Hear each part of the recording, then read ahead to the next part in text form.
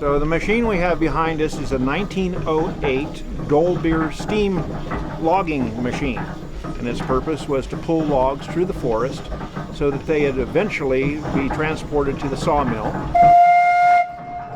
So this steam engine operates essentially by a wood fire boiling a steep kettle full of water, creating steam. It carries a variety of whistles on it, but back in the day really it only had one whistle for purposes of communication within the forest.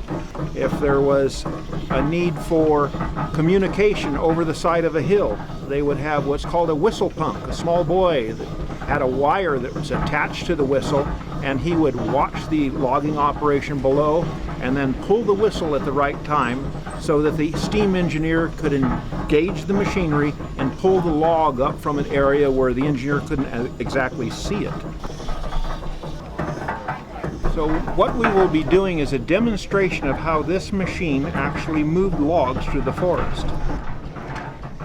Essentially, the loggers would drop the trees, and this machine would roll the logs into two-pole chutes, which is basically a road through the woods.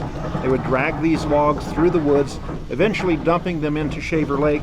It would be gathered up by the steamboat, the Michigan, transported over to the sawmill. The sawmill would then cut them into boards. The boards would then be dried, and after a period of time, when they had sufficient buoyancy, they would kick them into the flume. And then the flume was 42 miles long and would reach Clovis 6.5 hours later.